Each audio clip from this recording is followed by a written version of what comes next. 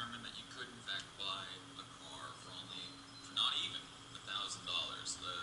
That Oldsmobile I got for 600 bucks, which seemed like a pretty good deal at the time, except 3 months later the transmission on that car blew.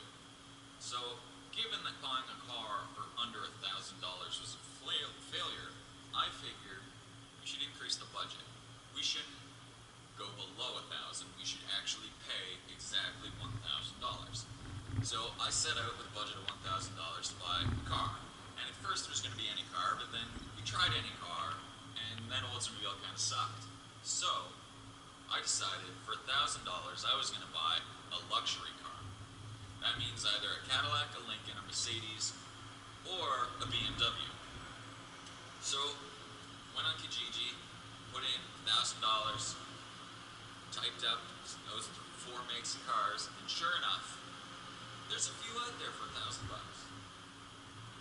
So I'm going to determine today, we're going to go out, buy the car, bring it back here, and we're going to determine if, well, you can, but should you buy a $1,000 luxury car?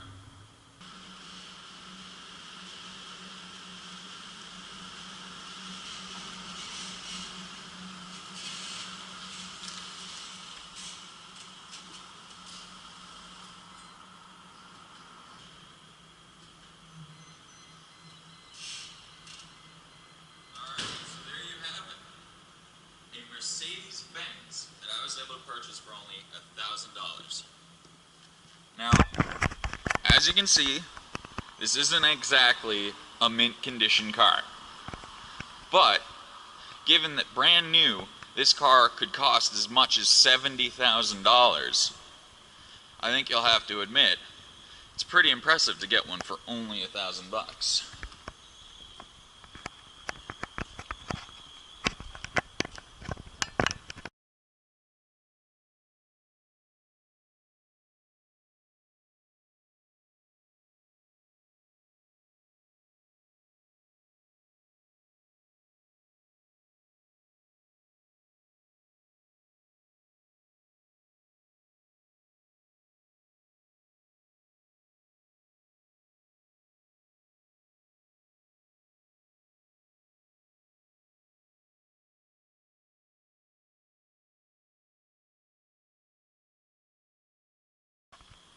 Now, it's certainly seen a little wear and tear, and at 146,000 miles, it's far from a brand new car.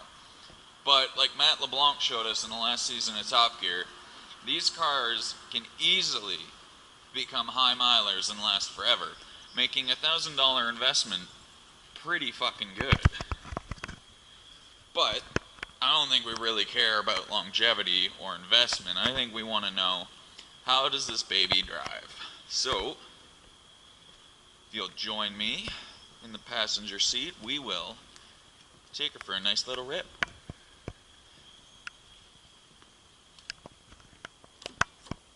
And it's locked. Oh, fuck, it's locked. Alright, let's take this bad boy for a turn. Oh, shit.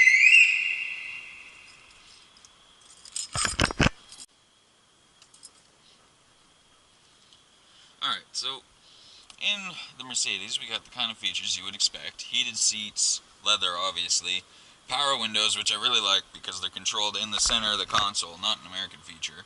We also have a rear sun awning that I can activate here that comes up for the back passengers.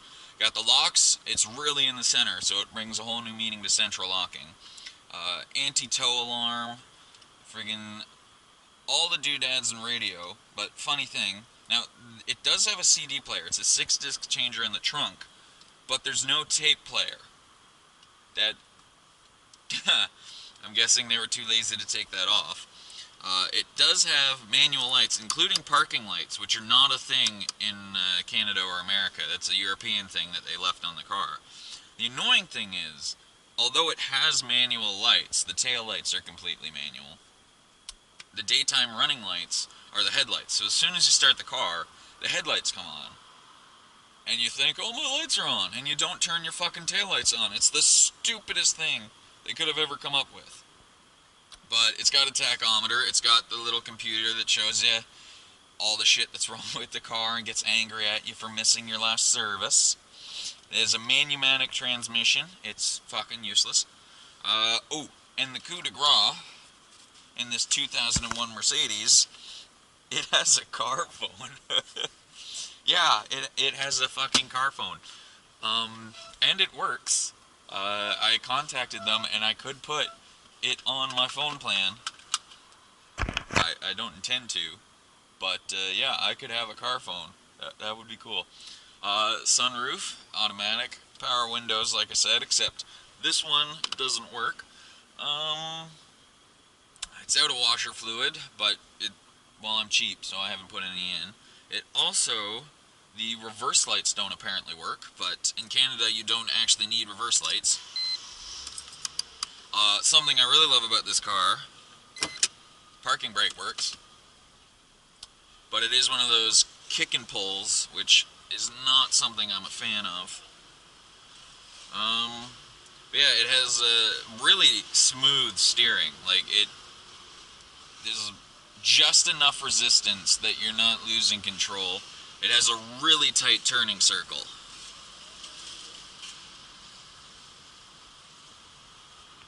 Okay, it's not that tight a turning circle, but it's still a pretty tight turning circle.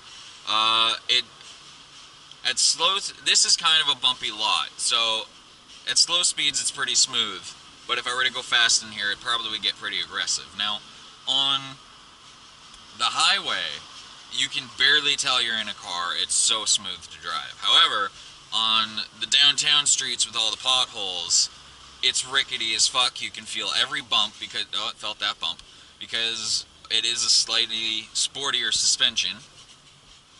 Like that bump, I felt the hell of it. Right now, it's pretty smooth. When I hit this, felt it. And also, because the shocks are as old as they are, Jesus Christ, because the shocks are as old as they are, it creaks constantly, which is really annoying, particularly given that it is a luxury car. Creaking is not what I paid for. But yeah, it's a nice, smooth car. Fucking going slow like this, it handles really well. Ooh, fucking birds, man. And when you speed up, even just a little quarter throttle gives you a nice little bit of quickness. It even puts you back in the seat a little bit. However, when you put it right to the floor, not only does it really not pick up very fast, but if you look now, foot on the floor, it's not going anywhere. Now, I don't know if the car is broken or if this is a feature that Mercedes added, but if you try to put your foot to the floor in this car, it actually severely cuts the throttle response so that you take off nice and slowly. Now, I don't know if this is, like I said, if the throttle cable is shot, if the computer's shot, if the transmission is shot, or if this is just some feature for old people that don't know how to control the throttle that prevents them from speeding. But that's foot to the floor right now, foot to the floor. And I only just hit 2,000 RPM, and it took like 15 seconds. And in order to fix this, because right now, like, if I were trying to avoid an accident, foot to the floor, nothing's happening, I wouldn't avoid that accident. But if I put it in neutral, turn the car off, start the car again, put it back into gear, and now that's gone, and here's a quarter throttle, and you see it's a lot faster at a quarter throttle than it was at full throttle, which makes no sense. Whew, that was half throttle. It gives you a nice little, there's some pickup to it, you know? It's a fun little car in town where you can never actually go full throttle. But when you're out in the country on the freeway, it's fucking depressing not being able to go full throttle. Because as much as Mercedes-Benz, particularly in Canada, is a luxury car, they're also slightly sports cars, actually more than slightly. This comes with an AMG model. This one is not an AMG, obviously, but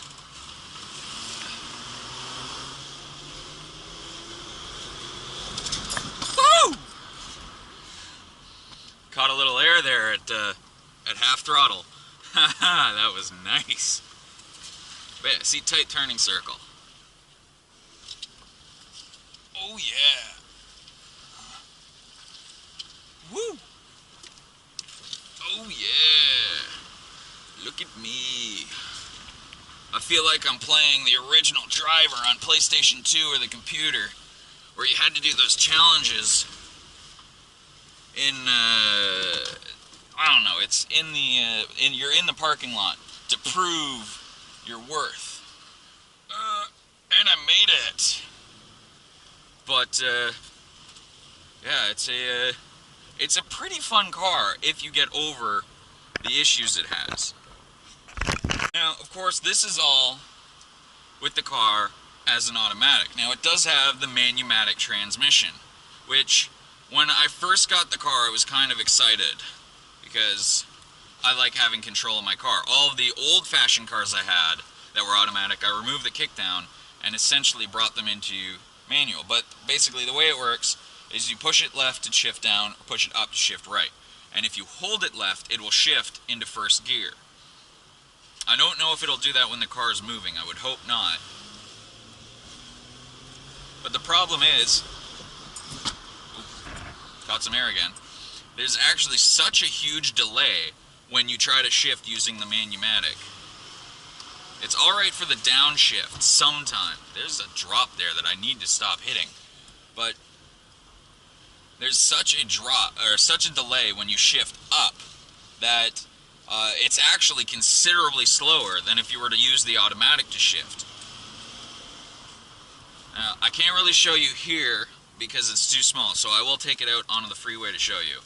But if you're in first gear gunning it from a red light and you're holding it in first, and you wait until you hit the red line to shift up, the car will actually start banging off the rev limiter for about 1, maybe 2 seconds before it shifts into second. Which is really, really bad. Like, that would be some clutch slippage like no fucking tomorrow in a manual car. And in an automatic car, it would literally mean that your computer in the transmission wasn't working and you're about to blow. So, as much as I did enjoy when I first got the car, shifting it all the time, I had to come to accept that, you know what? If I'm actually racing, I need to leave it in automatic, otherwise it won't shift out of first in time, and I have to slow down to compensate. And for just daily driving, in traffic, it's a hassle. And with it not working properly, it takes away a significant portion of the fun. And, I mean, what reason do I have to shift in an automatic car if not for fun? So if the fun's gone, why do it? Now, admittedly, this is a 16, 17-year-old car, so you can't expect everything in it to be working perfectly, but I can't help but think that it probably didn't work very well when the car was brand new. Now, this is my first European car that I've actually properly invested myself in, and so far I like it. Honestly, the determining factor for this car is going to be longevity.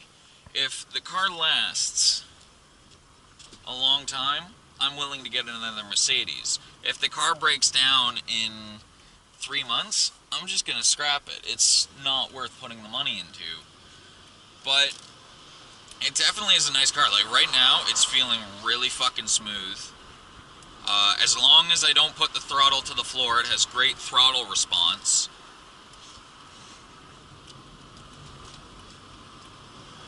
It is weird.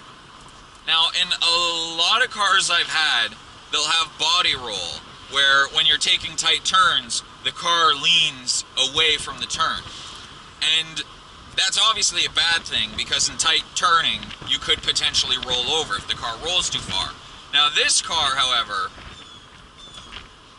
it definitely has some kind of rear sway bar or roll bar or whatever the fuck it's called in the back.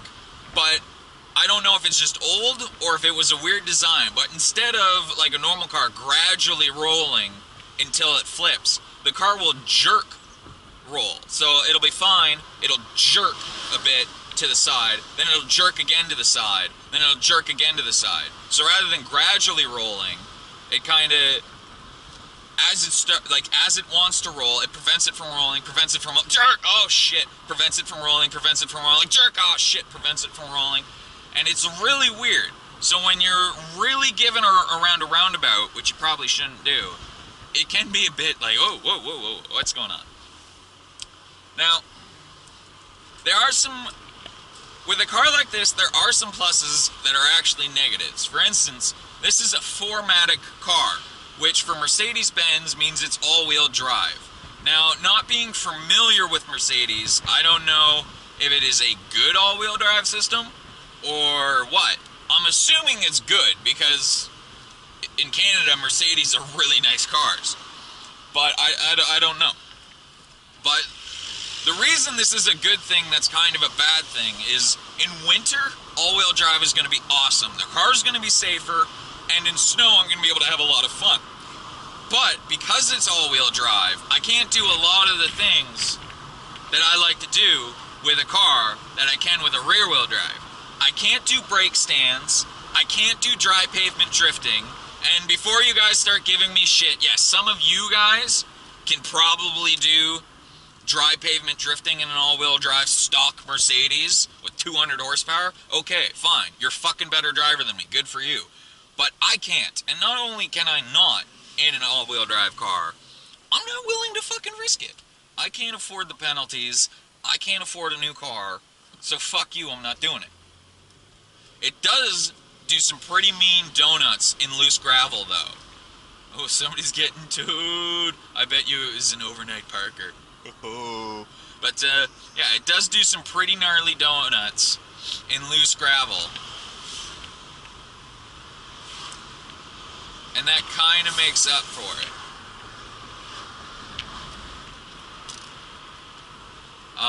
And also, I cannot wait to get this thing in the snow because I think it's going to be a lot of fucking fun in the snow. And all-wheel drive in the snow means you can do a thing called cyclones, and those are the fucking shit. But yeah. The all-wheel drive, now at a car this old, all-wheel drive does mean it's actually going to be a little bit slower off the line than a rear-wheel drive car. And you're thinking, what? No, all-wheel drive means it has more traction.